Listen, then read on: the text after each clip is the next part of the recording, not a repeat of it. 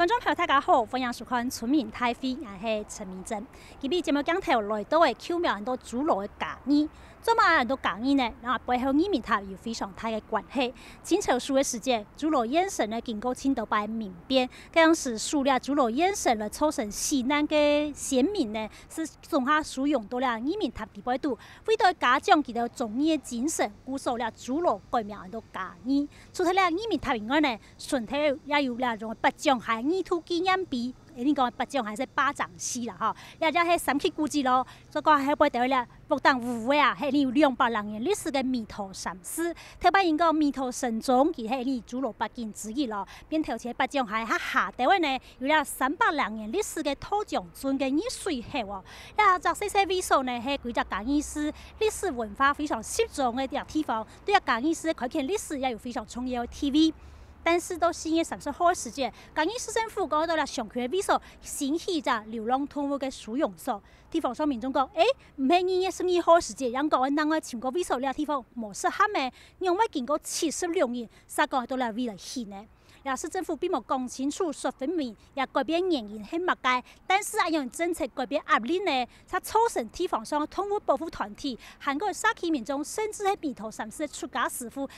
两彼此嘅做对立变成冲突哦，甚至咧市政府要求讲，民众最起该签了替代方案啊，以下咧替代方案出来嘅，市政府有可能改变佢哋嘅做法来签咧做新嘅替代方案可能性无？韩国咧一连串连杀嘅复杂难解问题，所以因为到2017年嘅时间，台湾来实施所谓嘅两岸落实，用一个国家嘅政策，到底咧按难解嘅复杂问题有办法。都今边讨论创出了新的局面嘛。等下来到呢个县家国手，像农委会、韩国市政府公部门代表，甚至系嘉义地方上民意代表、韩国乡亲，甚至动物保护团体的相关人士共同来讨论加强的关系。开会了！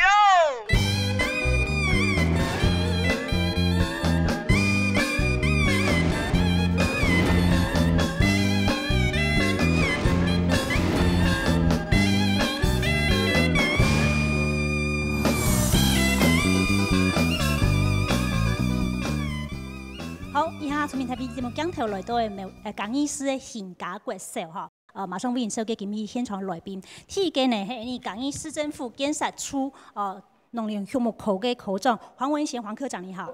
大家好，各位乡亲大家好。好，谢谢。好，接着为您介绍是我们嘉义市的市议员蔡永泉蔡议员。大家好，我是蔡永泉。好。接着也是我们嘉义市的市议员蔡荣峰，蔡议员你好。大家好，我是蔡荣议员。好，稍等为您介绍是行政院农委会畜牧处的动物保护科的科长江文乾。大家好，我是江文乾。好，徐梦怡。再来收嘅是台湾动物社会研究会的执行长朱振芬。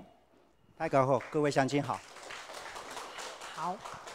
其实，在今年年初呢，台湾已经通过所谓临安乐死动保法的修法啊。那这个临安乐死呢，目前是预计在2017年要来正式上路实施。那各县市政府呢，其实也都有所谓的因应对策，陆陆续续研拟出来。那中央农委会这部分呢，也开始有这个12亿的预算，要来协助地方改善这种收容的设施哦。那嘉义市这一次呢，也要把这个流浪动物的这个收容所呢，要来做设施的改善。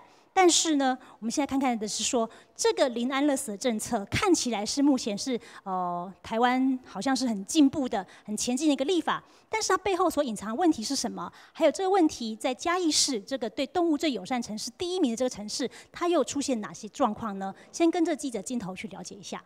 第30条及第31条条文修正通过。今年的1月23日，立法院总的议事处一个起正式通过的《动物保护法》两岸落实的修正条文，按算提2017年9月来实施，2年以后，台湾就会成为无动物安乐死的国家。临安乐死有那么简单吗？这个是一个理想而已啊。为了达到两岸落实的理想，嘉义市政府要将野海动物收容所迁西边，不过地点就先提北中海的送检引起的争议。这个污染源势必从这里。因为这里就拦水坝喽，它水从那里下来，污水从这里下来，100%就往稻浆机里边进去。下面吼，遮拢有人去种蔬啦吼，稻啊啦、菜啊，比较较会污染嘛。北中海提供嘉义县市1300公顷的农田灌溉用水，另外对多将军分流入到嘉义市流过6、7个里。稻将军是300年的历史了，然后我们现在都绿美化做得这么漂亮，这是算讲个高级社区来讲哦，唔是讲用来讲吼，你也留位者来个臭河港来讲，人一定会欢迎的啊。做在修理多将军是个人燃料煤化的结果受到污染，有资源的严重嘛修理，生意呢失去清水高牛的环境。动物收容所，那意味着它有很多废水会流进来。那是不是会有其他的细菌啊什么之类的？除了废水之外吗？对居民的修理，嘉义市政府一再也保证会将动物的废弃物做最好的处理。处理好上好啦，啊，上好会当卖做卖做啦。姜草姜澳洲流浪动物收容所，大家拢唔好去做零杀。政策的好意需要限纳细致的配套，怎做得本在地的居民接受，未来才唔会产生限纳多的问题。刚刚新闻影片也为这个兽医师说到说，临安饿死有这么容易吗？它恐怕只是一个理想而已吧。连兽医师都提出这样的疑问，我们就来看看临安饿死的标准政策，它到底大事迹是怎么样？我们现在了解一下哦。好，今年的1月13号呢，我们3读通过了动保法的部分条文的修正了哈。原来的动保法第12条是说，经通知或公告逾12日而无人认领、认养或适当处置，得以宰杀。也就是所谓的安乐死条款，哈，那这一次呢，把这第12条这条款废掉了，所以是临安乐死，也就是12页条款。去年有部电影叫《12页》，因为狗狗进了收容所要等待12个晚上，如果没有人收容它，它就要得以人道宰杀哦，所以这是12页条款废除了。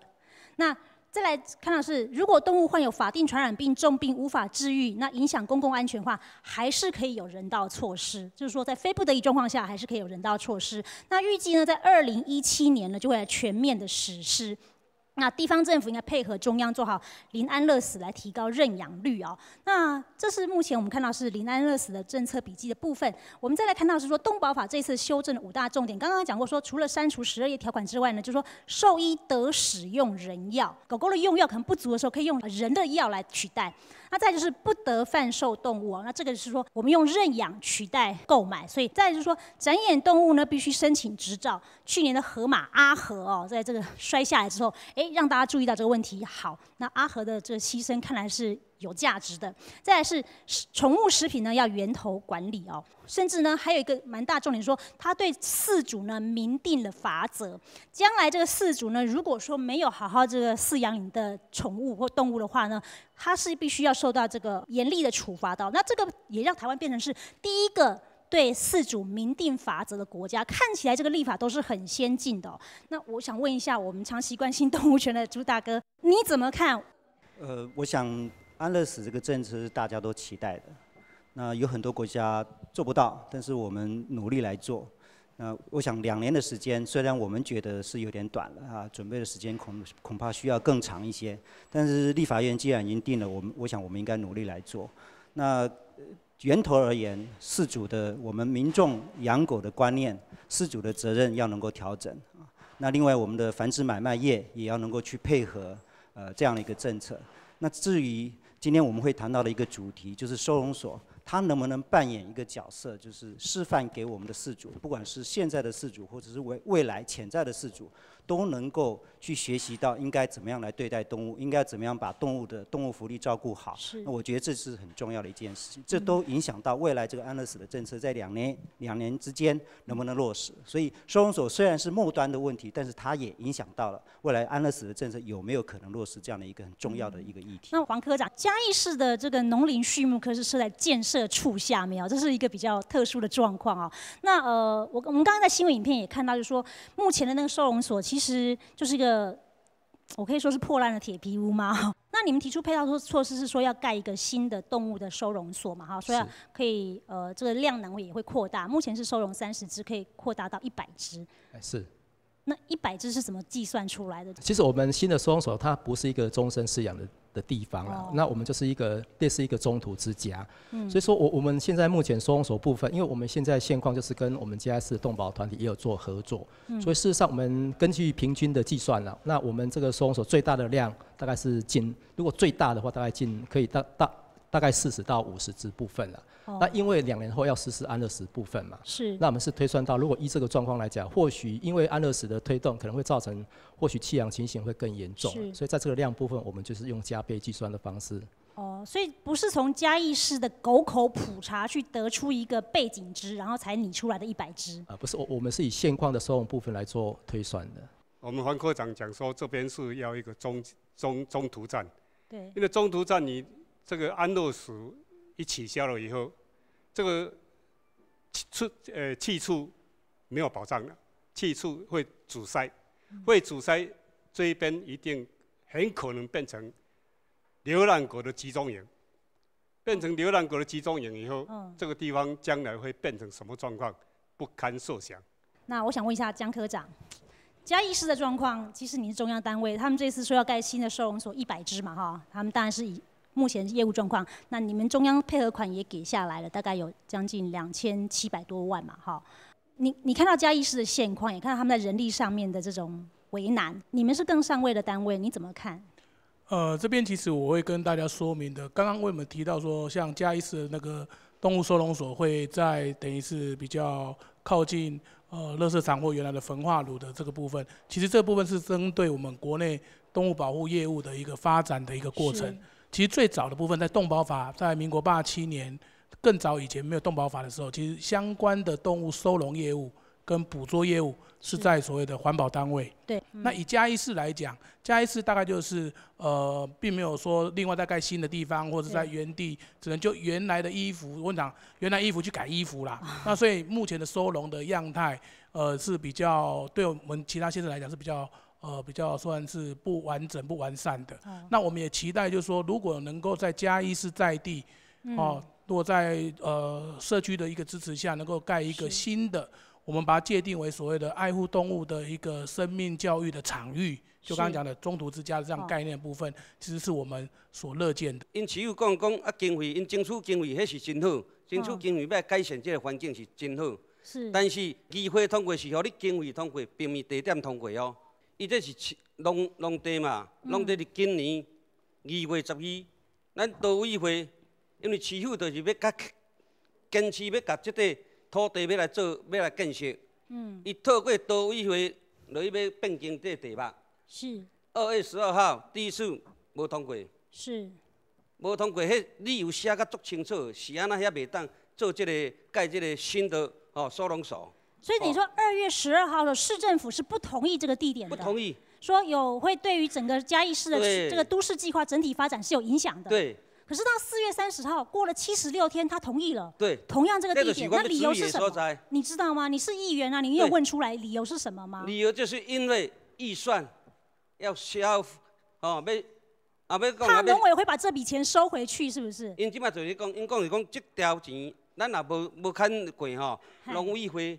这条补助款2700万会收等于。好，我问一下江科长好不好？江科长，市政府说我不赶快把它盖起来的话，农委会2700万补助款收回去呢？真的吗？是这样子吗？还是说可以专案保留？我这边说明一下，其实我们对各县市政府的处理都一样，其实没有限定说，因为我们是4年期的计划，所以也就是说从最到期的年度，所以从103年到107年这段时间，在各县市政府逐步去补助。是。那以目前来讲，可能103年到104年，可能10个县市。那10个县市补助下去的时候，也按照你的招标程序，加有去拨款啦，还有你的工程的工期，所以也不会说，你没有去处理，我们就把你收回来。在这段时间里面，我们会去安排，可是必须承认的，因为这是专案的公共工程计划，你进行做个超过100控制你的无这个医生。那不知道说现场我们嘉义市乡亲听过台上来宾发言之后，您觉得说，其实他们真的看到嘉义市这个动物收容所问题吗？还是说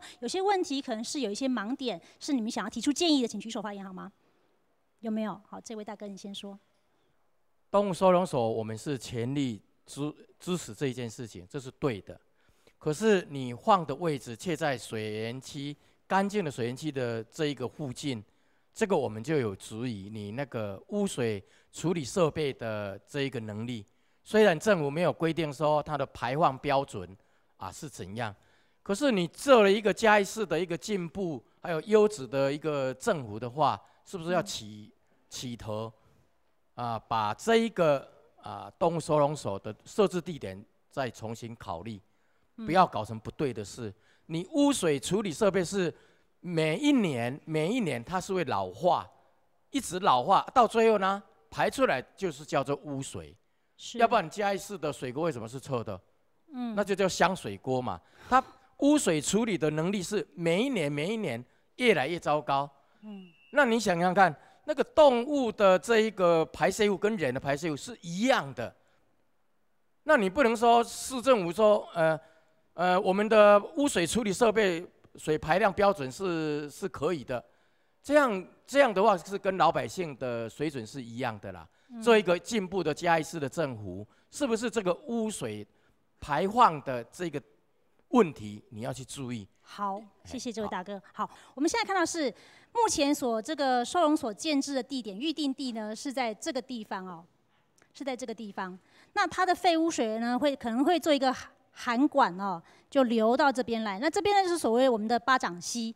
嘉义在地人都叫八奖溪的哈，奖励的奖，这是八掌溪。好，那这个废污水可能就会这样子汇进我们的八掌溪，然后呢，这边是我们有300多年历史的台湾第一条水圳稻江郡的取手宫、取水口、入水口，这个有生物性这个病原体的这些收容所这些废污水呢，可能就循着这样的水路进到了稻江郡，然后整个嘉义市以下1340公顷的农田，就这样子有可能被污染。那这个问题，我想先请教一下，我很简单先请教一下朱理事长，就是说，目前我们动物收容所的废污水排放有没有订定标准？动物收容所废污水是没有排放标准的，所以没排放标准，那等于说嘉义市政府保证说我的废污水排放可以做到标准。事实上是没有标准，没有这样的标准吧？没有这样的标准是应该是说从技术上他认为可以解决，不过的确是有这个折旧的。那我想请教一下杨理事长，告诉我们为什么这件事情，这个收容所盖在这边，盖在稻江郡的上游会这么严重？黄科长，就你在选这个地址的时候，有没有考虑到稻江郡污染的问题？我相信并没有，我相信并没有。没有，我要问一下黄科长，你们有考量到稻江郡的水质污染的问题吗？那个时候有考虑到八掌溪的问题，所以说我们在整个规划设计一开始就是把污水处理的设施部分是纳入规划设计的。哦，可是这边大概只有100多坪而已哦，那还要盖个100坪的建坪100坪的收容所，那还有地方吗？是有地方，因为我们整个污水处理设施在地下，它不是在地上。哦，对，那新设备部分当然一定有人跟动物部分了。那就我们整个规划部分来讲的话，是人的污水跟动物的污水部分我们是分开处理，但是全部都是透过污水处理系统以后才排放到公共系统。那你们采取什么样的排放标准呢？我们的规划是比照畜禽场的一个标规来排放。比较什么？畜牧场的一个排放标准来处理。哦 ，OK， 好。那杨理事长，这个答案。问题来了。好。你是按照畜牧场的标准，畜牧场的标准是一个圈养同一个，比如讲嘉义大学，它是乳牛，是同一批在养，是管控的。那我们的流浪狗，这样收进来的狗，它健康标准不平均，因为你设置这个地点在民间我们现在已接获到20几个里。稻江郡沿线20几个里，通通没有接受到你公部门给他们的说明会。也就是说，你在当初做这个规划的时候，那个污水处理，你并没有做好。所以等于说，这个污染完全灭菌好了哈。你说医疗事业废弃物，医院里面有很多病人，有很多病菌啊，它也要排放废污水啊，那就按照它要灭菌好了。那灭的这些消化的消毒水啊，或什么之类，它其实也是化学的毒性的物质啊，它也是会进入这个灌溉水体里面去啊，所以它究竟是一个大家必须要好好来面对面沟通的。刚刚新闻影片里面也有一位幼稚园的老师讲说，其实小朋友亲水环境，他觉得是生命教育或者环境教育很重要一个部分。那我也看到这个老师有来到现场，告诉我们你担心的是什么？我们在100年的时候跟孩子走踏这个社区，发现了稻江郡里面很多垃圾，所以就开始了这个探索稻江郡的这个课程。那孩子就开始问：水从哪里来？流到哪里去？垃圾水种出来的稻可以吃吗？哦，小朋友问的问题其实蛮具体的哈。对，因为他们根据他们看到的，然后他们希望我们怎样保护稻江圳，我们怎么样让稻江圳更漂亮，我们可以到水里面去玩吗？是。本来这个水里面是有家用的污水，现在如果又加进去了，可能有菌。我觉得水质是一个不能说的秘密。我们的清水课程是我们梦想中的一个东西。是。那我一直相信，我们可以给孩子最大的爱，就是给他一个自由、安全、纯净的环境，让他探索。那我们可以给孩子最好的礼物，就是一块非常有生命的土地。但是我从事幼教30年，这个理想，老实讲，一直在破灭。所以过去的经验30年来告诉你，对于这个动物收容中心，它将来的这些收容动物的这些废污水排放，你是没有信心的。对啊，简单的都还没做。好。困难的可以做吗？好，谢谢。我不知道说有没有住在这个巴掌溪下游，或者是说稻江郡下游社区的居民有来到现场，你们有没有担心这样的问题？我做社造已经7年了，然后本来那个中游后面那一段是完全没有人敢进去的地方，那我们现在已经做得非常漂亮了，然后我们有有机农园在那边种菜，所以我们志工会觉得说，哇，我们种的菜如果在狗屎再进来的话，那太恐怖，怎么吃呢？所以这一点我们就觉得很没有办法去接受。刚刚我们这位杨理事长讲说，沿线现在已经20几个里的里长都已经具名表示联署说不赞成，因为选址不当。其实大家都觉得说，我们也想改善目前嘉义市动物收容所这样的一个现况，但是那个地点可能真的是会引起很大的争议。大姐有意见要发言，好，我们让大姐说一下。我在担心讲，是不是以后若饲的迄个做流浪狗，拢摕来个抓来个拼伫遐，那听说我们1个月收容抓来到都要几百只，那未来在那个地方，我无法想象它会变成一个怎样的环境。我们有一些疑惑，为什么急着要定在这个地方？是不是有政府预算的压力呢？或者是补助款的压力？这个专案是到107年，那就没有这个压力了啊。那没有这个压力之后呢？不知道我们嘉义市政府这个建设处的黄科长当初定的这个地点，或是报到农委会的这个，是不是当初有这种压力或怎么样的？嘉义市年度是100几档的宗教文物的所在，你甲饲流浪狗在遮，这搭你发展观光事业，较早才一个吊桥。大家拢去吊桥，来拜弥陀寺。这搭你爱发展观光和宗教南做伙呢，互这搭的发展呢。是。你要饲流浪狗来讲污染水，污染者，互人这搭市民免过日子，互人附近的人免过日子。我们问题问一下我们黄科长好不好？好，谢谢，就说好。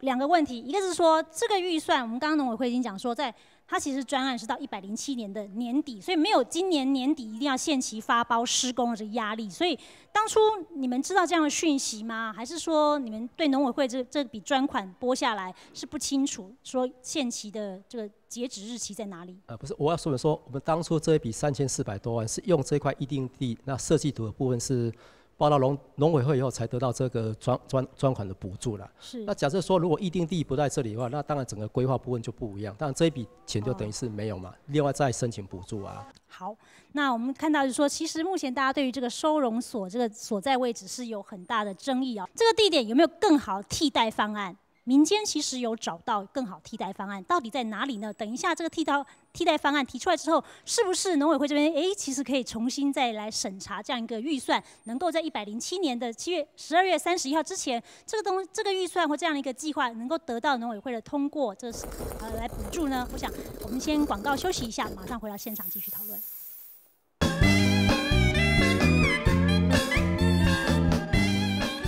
中央村民台北节目现场已经讲到港医师本田下插支线做伙全台湾对动物友善上市的提名哦。不过恁头先看到，伊拉提名的背后，可能有点现实的问题，必须来面对，要来改善的哈。但是讲意思，两下真正要机会，可能有办法来从目前的情况变做实至名归的对动物友善城市第1名哦。那其实民间也提出所谓的替代方案，我们想先请这个找到这个替代方案，这个民间组织的这位工作人员杨维然杨先生来告诉我们说，你可以跟我们解释一下你们所建议的收容位置。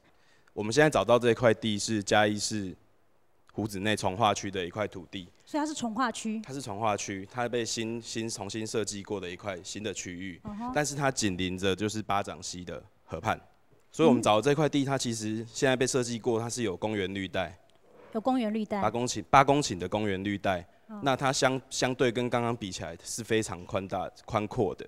哦，这也是市政府的公有地。市政府的公有地。OK， 好，对。所以用地取得上面目前排除有点困难。对。好，那这边有垃圾场1、污水处理厂1、垃圾场2，你们看中是这一块有14.93公顷的地。14.93，将近15公顷，占地宽广，而且旁边就是污水处理厂。哦，所以刚刚大家一直担心那个污水处理的问题。对啊，它其实可以做一个整体规划。整体规划。比原来的所谓的污水处理设备更完善。你说在巴掌溪旁边，这在上游还是下游？这在下游。哦，比较下游地区。比较下游的地区。哦，对，所以它不会对都市里面的环境造成影响。那是不是真的这个办法的替代是目前嘉义市政府最好的一个解决方法呢？而目前现况，怎么样才能够建立一个最好友善的收容环境呢？居民是有些什么样想象？这个想象跟这个地方基地是不是能够完全配合在一起呢？我们先跟着镜头去了解一下。收容所唔会照顾安乐死嘅法案通过，国家能知道以后，唔过关于 NGO 组织嘛呼吁政府，就对冇安乐死嘛应该同促进呢广大少女死亡率来保障收容嘅生命。也下市政府所规划300平限定收容100只流浪动物嘅空间，系咪做得满足收容嘅需求？这样子那些动物太可怜了，空间太窄了。对它的活动，而且狗是一个活动量很大的动物嘛，中心狗至少要一只要4平地以上，这是最少的那个活动空间，至少要500平以上。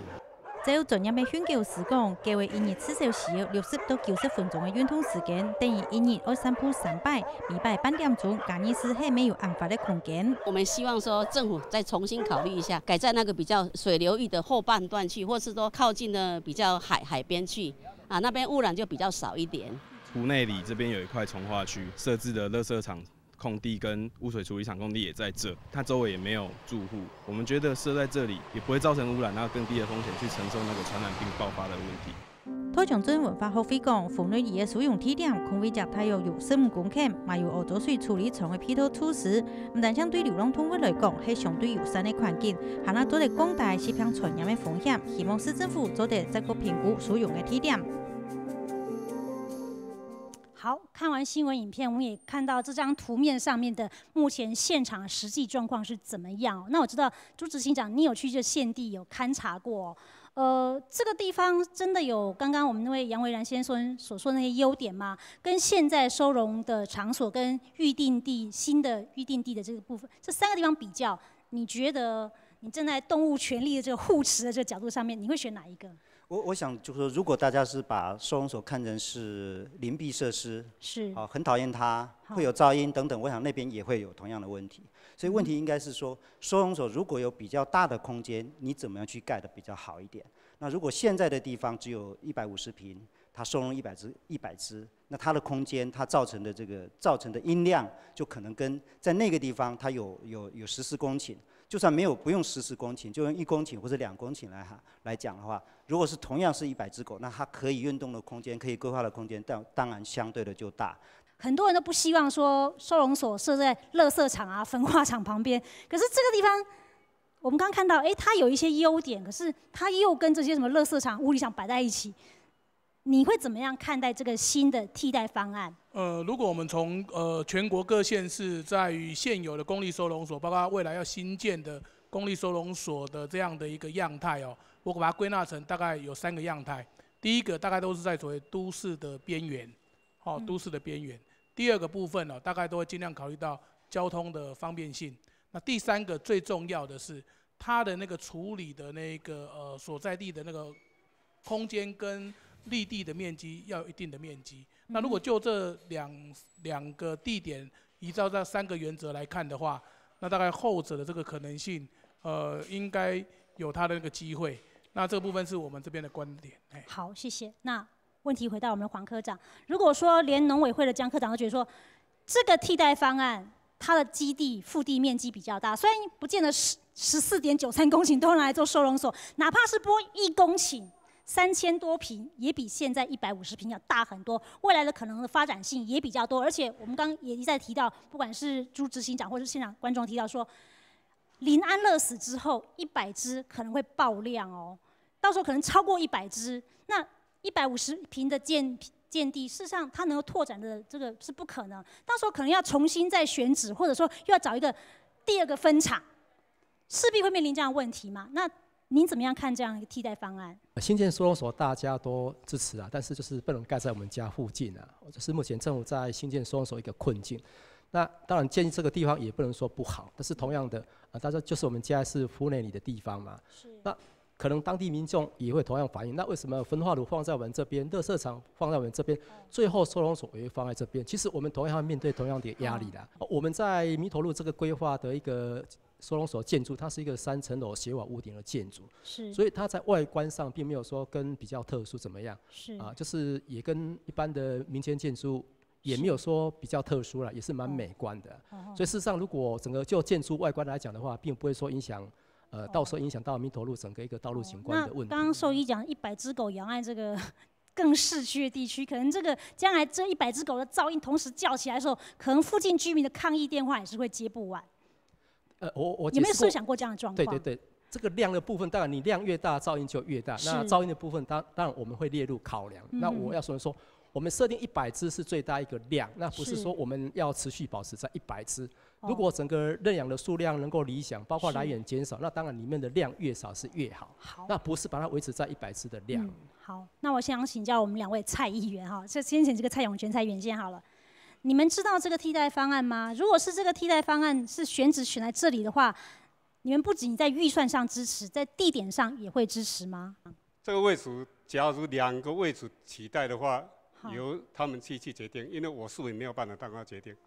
我帮他决定以后，他又把这个责任推给我们。因为这一次，我们为了这个地方选址主客观的不当，我们2个议员还有我们住持法师遭受到民众的骚扰、无情的攻击，我们已经压力很大，我们不能再帮他做决定。其实，甲这收容所哦，因为各县市的财政嘛未介好，啊钱落来，无一定讲这钱落来，阮争取着补助真好，但会浪费无？因为阮嘛清楚讲吼，咱嘉义市的流浪狗无介济，阮嘛第2回甲讲，因为嘉义市的兽医真济，咱会当你3000几万建设落了，3000几万建设落了啦，迄是硬体尔。事后每年1年还佫开偌济，流浪狗抓着来，咱就随送去动物医院，动物医院做处理了，有人原谅，无人原谅，咱还佫送去最终目标，就来正道，啊正道一只，咱也支持一只。偌济，安尼反正节省咱的经费。好，那也许临安乐死之后，正德也会接受更大的压力。我不知道说，我们知道这杨大哥好像对于这个民间收容，你有一些你的看法，是不是？就是说，把这个认养的压力，不是由个别爱心民众，而是转给民间收容单位。您对这个看法，您赞成吗？就我们拜访正德，他现在收容爆量已经到1200只，他没有办法再吞下去了。我们知道很多民间的收容单位都很有爱心、有慈悲心啊，可是它本身也有一个量能的问题啊，空间够不够大，人力能不能负荷，甚至经费能不能够支应得了，这都是不是说我们把这个问题委外之后它就不存在，因为狗狗还是需要有人照顾，3餐要吃饭的哦。你怎么样看待这样的一个委外的解决方案？就是我觉得，如果委外不是一个全体社会、大家社会的共识的话，那就只是政府把政府不要安乐死的压力丢给民间去承担而已。那民间的收容，如果收容到像1000只、1200只，它虽然没有做安乐死，可是大家都知道，这么小的空间养这么多的狗，它会不会有疾病？啊，虽然，所以它没有，传染病互相传染，它有疾病或者它有互咬等等这一类的问题。这就所以把政府的问题丢给民间收容所来解决，不是解决之道。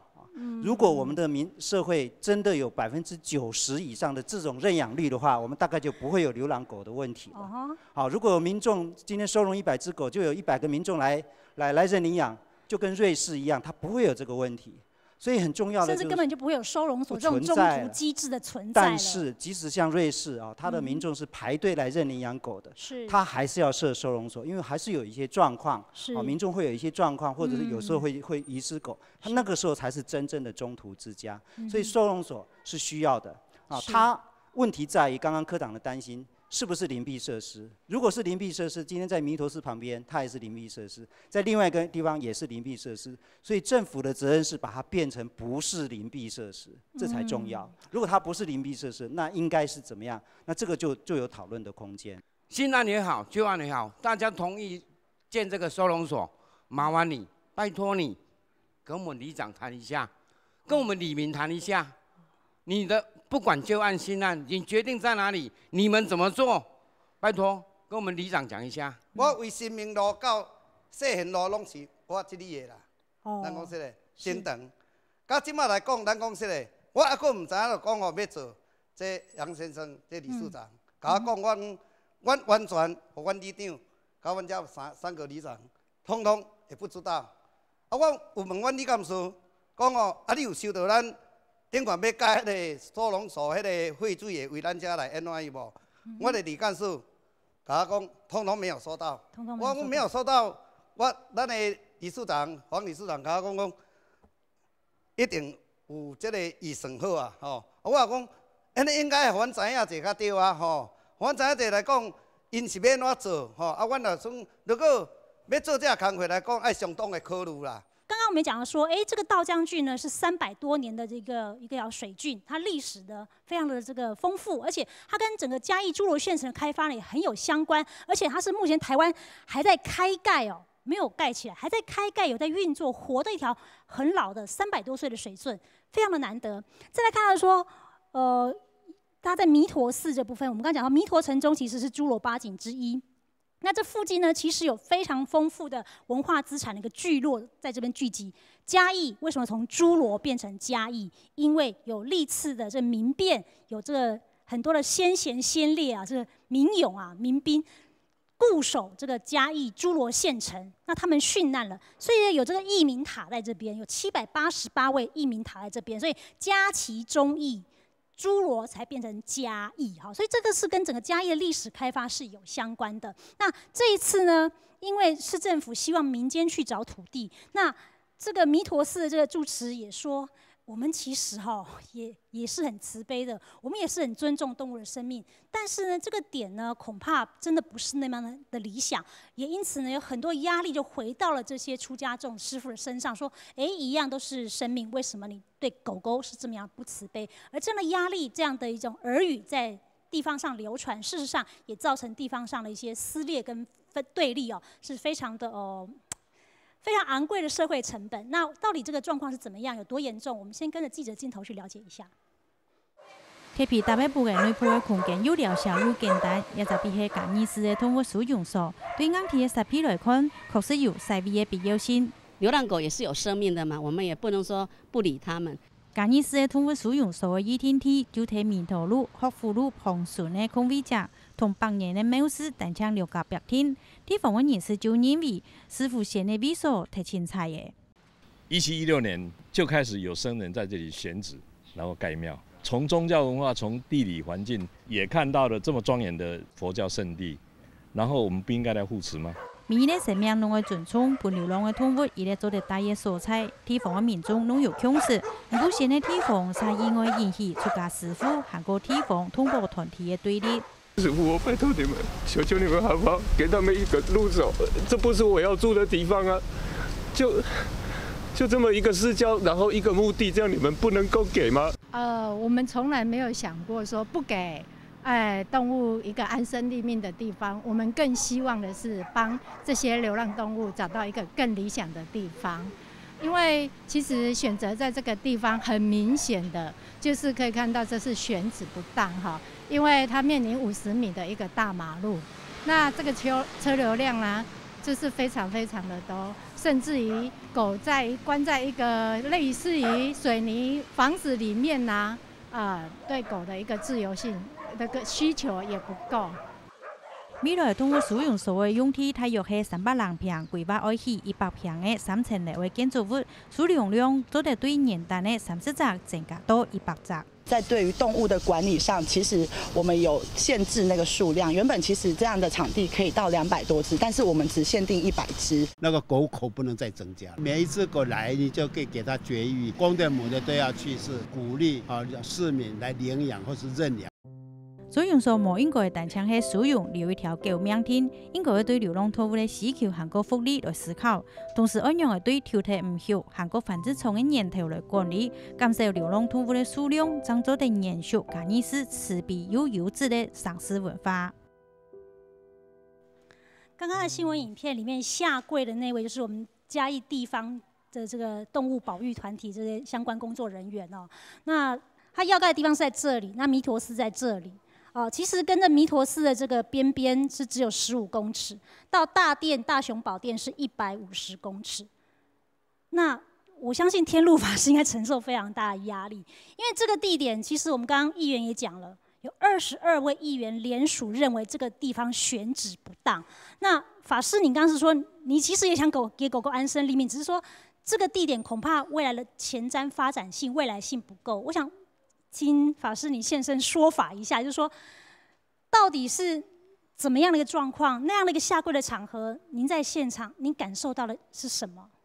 剛好我們這個楊維蘭哈，他也很認真的就去幫我們找到這樣一個很理想的地方哈。那其實我們非常樂觀其成，有這麼好的地方，為什麼不用？要把狗蓋在一個100多坪的一個水泥地裡面，其實以狗的一個需求，還有它的一個自由來講的話，狗呢，它需要以我們的專業訓練師來講，它每天需要有60分鐘到90分鐘的一個運動量嘛。那它的一個空間呢，每一隻中型的狗，它需要怎樣？有4坪的空間。假設我們只收留到100隻，那是不是需要有400坪的一個空間？那其實我們彌陀寺還有包括我們彌陀寺的所有的居士，都非常贊同我們市政府的一個美意，也肯定我們動保團體的一個愛心。那我們更希望就市府能多用一點心，讓我們的這些毛小孩更開心。好，謝謝。那我們剛剛也有相信一再提到說，其實這個地點就在整個巴掌溪的上游。這巴掌溪呢，我們現在是歸五和局管的。今天五和局的局長也來到現場，我不知道說這樣的一個選址，這樣一個廢污水排放進到巴掌溪，我們五和局是主管單位。五和局局長，你怎麼樣看這個問題的選址？大家好哈，那身為那個巴掌溪的主管機關哈，那我想我們依照河川管理辦法，只要有廢水進來哈，那就先要提出申請哈。那這個申請的話，它是就是說它的排放的那個廢水哦，要符合那個放流水的標準。那這個放流水的標準就是一個它的試驗目的主管機關哦，就是那個環保單位哦。那所以說它比如說這個動物這個收容所要蓋的時候，它會先來跟我們這邊申請許可。那當然它都還沒有蓋嘛，那我們是事先給它許可。但是這個是有附帶條件，就是有附那個停止的那個處分的那個措施，也就是將來它這個排放的標準，要是沒有辦法取得這個排放標準的證明的話，那從頭開始那個核准的那個許可的措施，那就自始就是失效的。政府要落實這個在2017年能夠零安樂死，所以中央有了相應的配套預算12億，要協助地方新建或者是改善收容所。這個契機呢，嘉義縣在這個時機點上配合中央政策掌握住了。好，我來提出這樣的一個新建的計劃。那原本呢，在2月12號第一次審查會議的時候呢，市政府是認為說這個地點呢，它鄰近的環境和彌陀路拓寬後的都市的整體發展是會影響的，所以不予通過，要另覓其他地點。可是經過76天，因為鄉親一直說經過76天，所以我也記得了是76天。4月30号在第2次审查会的时候就通过了，然后就送到内政部去审查了。因为这块地也是公有地，所以他也就没有跟地方上里民或里长去做通知。这在程序上面好像是有问题、有状况的。我也知道有律师在关心这件事情，那是侯律师告诉我们说，您关心这个案子，它在法律上面到底站不站得住脚？在我们现在都在反黑箱嘛，反服贸也反黑箱，反课纲也反黑箱。那虽然是法律程序是符合的，因为它只要在报纸的一小格广告说我们有公告说明书，这样政府程序就合法了。那这个案子已经确定了。那只看政府是不是在民意压力的情况下可以不实行，因为现在已经决议通过以后，内政部审议通过以后，议员的联署提案没有用。各位在这边讲不一定有用，没有任何法定程序可以阻止，不像那个反课纲还可以提起行政诉讼，因为弥陀寺它不是那个变更用地的土地所有权人，我们也不能够提起诉愿。所以现在告这类刊咱们到这种阶段的时候。各位只能够在这边施展各位的民意团体的一个力量，或者靠媒体，只能够法律程序已经没有用了。所以以上简单报告。如果我们在2017年真的要变成一个，也加入全球这个零安乐死排行榜的国家的俱乐部的话，我们来看看我们是不是真的有办法做到呢？目前看的是97年到104年，到104年是到6月份了哈，所以那我想我们就看97年到103年好了哦。我们看到是认养的部分，这条粉红色线，它是一路从97年一路往上的，到了103年呢，这7年当中呢，认养的这个全口数啊，是增加了38170只，哇，这数目是蛮惊人的哦。这个是甚至超过101年全年度这个认养哦，这是非常多的。那人道这个安乐死部分呢，是逐年在下降，高峰期的98年的93000多只到。目前看到103年全年度呢是降到25000多只，少掉了68000多个狗口哦。那收容部分呢也有在降低哦。朱执行长，这个数字真的反映台湾的现实吗？我们真的是一个这么重视动物福利的国家吗？我们越来越不乱丢这个流浪狗，我们越来越不做这个人道扑杀，我们认养率逐年提高，真的是现实状况是这样的吗？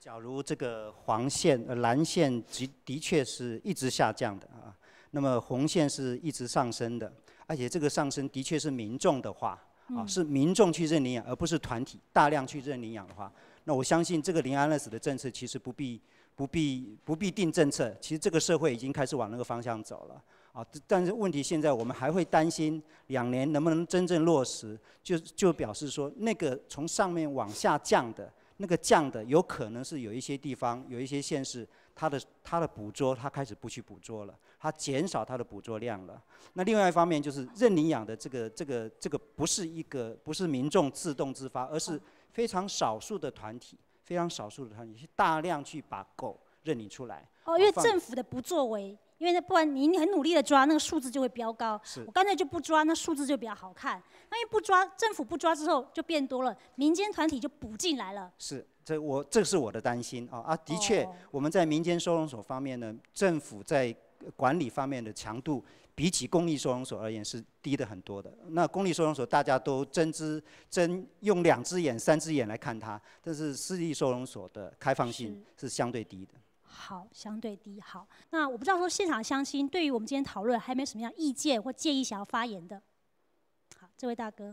我希望说市政府要有那个能力，金融高官大概有知识分子，包括对嘉义市的各个地方他很了解，你应该真的要去找一个很适合的一个地方，不然的话，到底医疗问题做严重。再来就是一个中央政府一个长期的计划，一定要像我们户口机关呢，我清楚什么时候你管理人的方法来管理，从你养狗、卖狗设定它的户籍，然后我们目前在做的就是讲有那个晶片，如果你没有从上面去做管理了哈，这个长期性的哦。而且我们的流浪狗都比较厉害的，污染比较严重的都是中大型狗。你说你要怎么去领养？你家里适合吗？排放量很高哦，它的大小便，然后它的叫声吵人，真的很厉害。所以这个问题必须从长远的中央政府来立法、来规范，有法则来做管理。我们要到2017年完成零安乐死这样一个政策目标。农委会以现在的人力、经费，还有看到地方县市政府的这种实务上操作的困境，您有信心在2017年台湾变成一个零安乐死的国家吗？我相信哦，因为立法院已经通过了立法，行政部门责无旁贷，必须要贯彻。是。那基于动物保护这个业务本身是有全民共识的一个业务，必须很重要去重视这一块。那我们会分别就绝育、教育跟所谓的执法吓阻这3个角度去强化各项配套。那以中央主管机关的立场，我们绝对要有这个信心去贯彻这样的一个政策方向。好，那绝育、教育跟这个处罚，那朱时齐县长，绝育您刚刚有讲到嘛，应该要做。教育的部分恐怕是凝聚整体，从上到下或者从下到上，公部门跟民间，大家整体对动物福利、动物权的观念提升最重要的一个部分。您对教育的部分，您有什么样的建议？科长讲的绝育教育我都赞成，但是我想回应刚刚那位乡亲提的。要系统性的、全国性的，从源头去掌握狗的户口，这才是关键。有这个，你才能去掌握绝育做得到做不到，才能够知道真正是不是绝育率有提高，那么收容量的安乐死的量才可以降低。所以我觉得这是关键。那其次，如果谈到教育，收容所就是教育。好，那怎么样把这个收容所盖到可以加分？即使它未来是住商区，也可以加分。所以这个加分，我觉得不是问题。盖在弥陀寺也是要有加分的，盖在新的地方也是要有加分。问题是你这个加分的设施到底是什么？在现有的地方，这个空间要加分不容易。在未来的这个空间，你要加分有可能做得比较好的示范。所以加分设施是有可能的，不是说如果你把它当邻避设施就不会有加分。但是大家努力，透过民主的参与，大家共同来讨论，就有可能把这个设施变成只是收容所，变成是一个真正爱护动物的教育中心，这才能够发挥这个教育的这个效果。即使是收容所，它都能够有教育的功能。好，到底我们是用收容所的方式、观念去建制一个新的流浪动物的收容所，还是说它真的是一个所谓的生命教育园区，每一个人可以来这边感受到生命的美好，对生命的慈悲呢？我相信这是一个非常大的不同的观念的转换，而教育可能就是第一步。那我们今天也在新家国小来录这一场村民大会，也许今天这一场的讨论只是在嘉义市的一个对于动物福利或动物权的一个全民公民教育的一个开始，一个起点。那村民大会非常愿意提供，也非常乐意提供这样一个平台，让大家共同来讨论。以上是今天村民大会，谢谢大家收看，谢谢大家参加，谢谢。